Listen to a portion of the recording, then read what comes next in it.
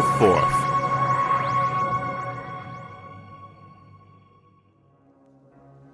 "Come along, Sarah," cried the Doctor. The Doctor and Sarah Jane were running away. It seemed to Mary Jane that the two of them spent an awful lot of their time running, and mainly running away. And what were they running away from this time? They were running away from the Daleks. "Seek, locate, exterminate," grated the Daleks in their metallic voices. Daleks don't run, but they do chase. The Daleks were a terrible alien race intent on just one thing: to destroy, to exterminate. To exterminate everything. Although some Daleks were rather better at exterminating than others, like number Z403, better known to his friends as Dale. Dale, the Dalek's energy ray, was not so convincing. "What are we going to do?" puffed Mary Jane. "That's simple," cried the Doctor. "Keep running and don't get exterminated." Which, had to be said, made perfect sense. "If we can get to the TARDIS, then we can lead the Daleks away from this planet," said the Doctor, skidding round a corner into an alleyway. "Doctor, that's a dead end," warned Sarah Jane. "What are we going to do?" "Climb the ladder, of course," said the Doctor, and to Sarah Jane's surprise, there was indeed a ladder. "But how did you know—" began Sarah Jane. "Keep up, Sarah," said the Doctor, clambering over the wall. "And don't forget to pull the ladder up behind you and bring it with you." The wall stopped the Daleks, but not for long. The Daleks did not need a ladder. In fact, Daleks don't climb ladders. Daleks have energy rays, and in a matter of moments, they had exterminated the wall. Sarah Jane and the Doctor came to a wide river. There was a drawbridge, but the control lever was on the other side. "Would you like a jelly baby?" asked the Doctor. "I don't think this is the moment to be handing out jelly babies!" she cried in exasperation. "Not you," said the Doctor. "That pigeon!" Sure enough, one of the pigeons did want a jelly baby. As it took off, it knocked the drawbridge lever, and the Doctor and Sarah Jane were able to safely cross the river.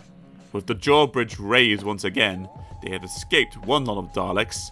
Daleks don't swim, and they don't like jelly babies. In fact, the list of things that Daleks can't do is long, but not as long as the list of things that Daleks don't like. They don't like kittens, they don't like flowers, they don't like ice cream, and they definitely don't like tennis.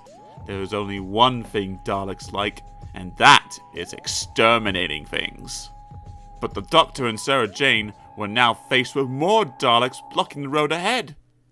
"Now where has it gone?" said the Doctor. "Where has what gone?" asked Sarah Jane. "Really, Sarah, you must keep up. Ah, there it is!" Sarah Jane was becoming more puzzled by the minute as they climbed onto the bicycle that the Doctor had been looking for. "Pedal faster!" cried the Doctor as they weaved between the Daleks standing in the road, avoiding the energy rays.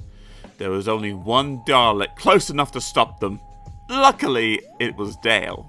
Once they had avoided the Daleks, they came to another road, a very busy road. Fortunately, there was a stop sign that held back the traffic, and the Doctor and Sarah Jane pedaled across, but there was nothing to stop the Daleks from doing the same. Or was there? Beside the stop sign was a bucket of paint and a brush. "Well, that's lucky!" cried Sarah Jane, grabbing the brush and painting over the stop sign. "Luck?" said the Doctor. "Nothing to do with luck. It's called good planning. Don't forget the paint bucket." Now that the traffic was no longer held back by the stop sign, the cars roared off, and by the time the Daleks reached the road, it was too busy to cross. Finally, they reached the TARDIS. "Why on earth did you make me bring all this stuff along with us?" Sarah Jane asked. "Well, there is a perfectly obvious reason. If we did not bring these things along, then how would we be able to go back and leave them for us to find later?" the Doctor replied. "But that's about as clear as mud!" cried Sarah Jane.